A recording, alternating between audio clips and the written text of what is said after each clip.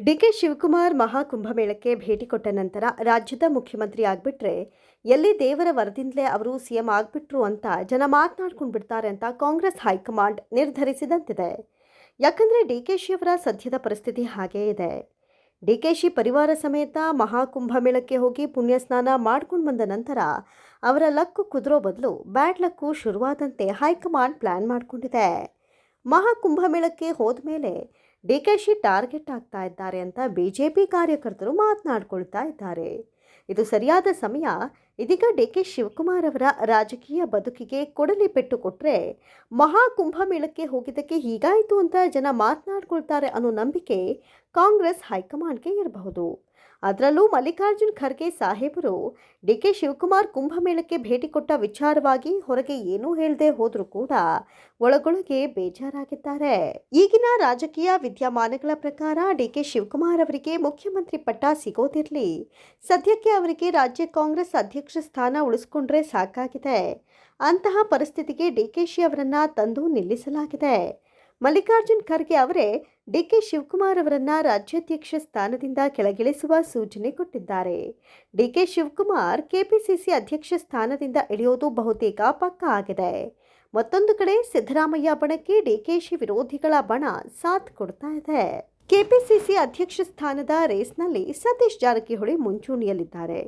ಮೊದಲಿನಿಂದ ದಲಿತ ಸಚಿವರು ತೆರೆಮರೆಯಲ್ಲಿ ತಂತ್ರ ಪ್ರತಿತಂತ್ರವನ್ನ ರೂಪಿಸ್ತಾನೆ ಇದ್ರು. ಕಳೆದ ಕೆಲವು ತಿಂಗಳುಗಳಿಂದ ದೆಹಲಿಗೆ ಹೋಗಿ ಹೈಕಮಾಂಡ್ ನಾಯಕರನ್ನ ಭೇಟಿ ಆಗ್ತಾನೆ ಇದ್ದಾರೆ. ಅವಕಾಶ ಸಿಕ್ಕರೆ ನಾನು ಕೂಡ ಅಧ್ಯಕ್ಷನಾಗ್ತೇನೆ ಅಂತ ಸತೀಶ್ ಜಾರಕಿಹೊಳಿ ಬಹಿರಂಗವಾಗಿ ಹೇಳಿಕೆ ಕೊಟ್ಟಿದ್ದಾರೆ. ಸದ್ಯದ ಬೆಳವಣಿಗೆಗಳನ್ನು ಗಮನಿಸಿದ್ರೆ ಸತೀಶ್ ಜಾರಕಿಹೊಳಿ ರಾಜ್ಯ ಕಾಂಗ್ರೆಸ್ ಅಧ್ಯಕ್ಷರಾಗೋದು ಬಹುತೇಕ ಖಚಿತ.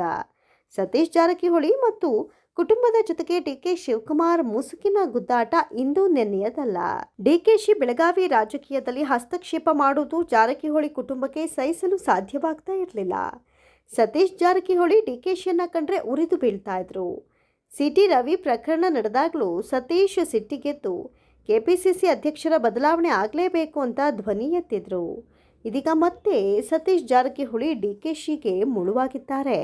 ಒಟ್ಟಿನಲ್ಲಿ ಇದೀಗ ರಾಜ್ಯ ಕಾಂಗ್ರೆಸ್ನಲ್ಲಿ ಆಗ್ತಾ ಇರುವಂತಹ ಬೆಳವಣಿಗೆಗಳು ಯಾವುದೂ ಡಿಕೆಶಿ ಪರವಾಗಿಲ್ಲ. ಇಂಥ ಸನ್ನಿವೇಶದಲ್ಲಿ ಸಿಎಂ ಸಿದ್ದರಾಮಯ್ಯ ನೀಡಿರುವ ಹೇಳಿಕೆ ಉರಿಯೋ ಬೆಂಕಿಗೆ ತುಪ್ಪ ಹಾಕಿದಂತಿದೆ. ರಾಜಕೀಯ ನಿವೃತ್ತಿ ಇಲ್ಲ, ಚುನಾವಣೆ ಸ್ಪರ್ಧೆಯಿಂದಲೂ ಹಿಂದೆ ಸರಿಯಲ್ಲ ಅಂತ ಸಿಎಂ ಹೇಳಿರೋದು ಕುತೂಹಲ ಕೆರಳಿಸಿದೆ. ಸಿದ್ದರಾಮಯ್ಯ ದೇವರಾಜ ಅರಸು ಅವರ ರೆಕಾರ್ಡ್ ಬ್ರೇಕ್ ಮಾಡುವ ಉತ್ಸಾಹದಲ್ಲಿದ್ದಾರೆ. ಸಾಮಾಜಿಕ ನ್ಯಾಯದ ಹರಿಕಾರ ದೇವರಾಜ ಅರಸು ಅವರು ಮುಖ್ಯಮಂತ್ರಿಯಾಗಿ 7 ವರ್ಷ 7 ತಿಂಗಳುಗಳ ಕಾಲ ಆಡಳಿತ ನಡೆಸಿ ದಾಖಲೆಯನ್ನ ಬರೆದಿದ್ರು. ಈ ದಾಖಲೆ ಮುರಿದು ಮುಂದೆ ಹೋಗುವ ಬಯಕೆ ತಮಗೆ ಇರೋದನ್ನ ಸಿದ್ದರಾಮಯ್ಯ ಹೇಳಿಕೊಂಡಿದ್ದಾರೆ. ಇದು ಸದ್ಯಕ್ಕೆ ಭಾರೀ ಸಂಚಲನ ಮೂಡಿಸಿದೆ.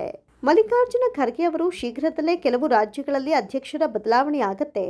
ಒಡಿಶಾದಲ್ಲಿ ಅಧ್ಯಕ್ಷರ ಬದಲಾವಣೆ ಮಾಡಿ ಬಂದಿದ್ದೇನೆ. ಅಲ್ಲಿ ಹಿಂದುಳಿದ ವರ್ಗದವರು ಕೆಪಿಸಿಸಿ ಅಧ್ಯಕ್ಷರಾಗಿದ್ದಾರೆ. ಬೇರೆ ರಾಜ್ಯಗಳಲ್ಲೂ ಕೆಲವೇ ದಿನಗಳಲ್ಲಿ ಅಧ್ಯಕ್ಷರ ಬದಲಾವಣೆ ಆಗತ್ತೆ ಅಂತ ಹೇಳಿದರು. ಇನ್ನು ರಾಜ್ಯದಲ್ಲೂ ಕೆಪಿಸಿಸಿ ಅಧ್ಯಕ್ಷರ ಬದಲಾವಣೆ ಮಾಡುವಂತೆ ದಲಿತ ಸಚಿವರು, ಕೆಲವು ಶಾಸಕರು ಒತ್ತಡ ಹೇರ್ತಾ ಇರೋದು ಡಿಕೆ ಶಿವಕುಮಾರ್ ಕೆಪಿಸಿಸಿ ಅಧ್ಯಕ್ಷ ಸ್ಥಾನಕ್ಕೆ ಕುತ್ತು ಅಂತ ಹೇಳಲಾಗ್ತಾ ಇದೆ. ಇನ್ನು ಮಲ್ಲಿಕಾರ್ಜುನ ಖರ್ಗೆ ಅವರ ಹೇಳಿಕೆ ಬೆನ್ನಲ್ಲೇ ಡಿಕೆ ಶಿವಕುಮಾರ್ ಟ್ವೀಟ್ ಮಾಡಿದ್ರು. ಪ್ರಯತ್ನ ವಿಫಲವಾಗಬಹುದು, ಪ್ರಾರ್ಥನೆಗೆ ಗೆಲುವು ನಿಶ್ಚಿತ ಅಂತ ಮಾರ್ಮಿಕವಾಗಿ ಟ್ವೀಟ್ ಮಾಡಿದ್ದು ರಾಜಕೀಯ ವಲಯದಲ್ಲಿ ತೀವ್ರ ಕುತೂಹಲಕ್ಕೆ ಕಾರಣವಾಗಿದೆ. ಮತ್ತೊಂದು ಕಡೆ ಮುಖ್ಯಮಂತ್ರಿ ಗಾದಿಗಾಗಿ ಸಿದ್ದರಾಮಯ್ಯ ಮತ್ತು ಡಿಕೆ ಶಿವಕುಮಾರ್ ನಡುವೆ ಪೈಪೋಟಿ ನಡೆಯುತ್ತಲೇ ಬರ್ತಾ ಇದೆ.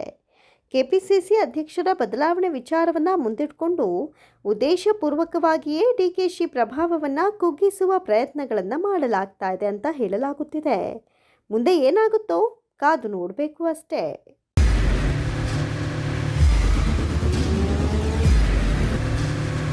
ಪ್ರಜಾಮಾರ್ಗ ನ್ಯೂಸ್, ಇದು ಜನಸಾಮಾನ್ಯರ ಧ್ವನಿ. ನಮಸ್ಕಾರ. ನೀವು ನೋಡ್ತಾ ಇದ್ದೀರಾ ಪ್ರಜಾಮಾರ್ಗ ನ್ಯೂಸ್. ರಾಷ್ಟ್ರದ ರಾಜ್ಯದ ರಾಜಕೀಯದ ಬಗ್ಗೆ ಹೆಚ್ಚಿನ ಸಿನಿಮಾ ಅಪ್ಡೇಟ್ಗಳಿಗಾಗಿ ಫಸ್ಟ್ ಲೈಕ್ ಮಾಡಿ, ಸಬ್ಸ್ಕ್ರೈಬ್ ಆಗಿ, ಹಾಗೆ ಫಾಲೋ ಕೂಡ ಮಾಡಬೇಕು.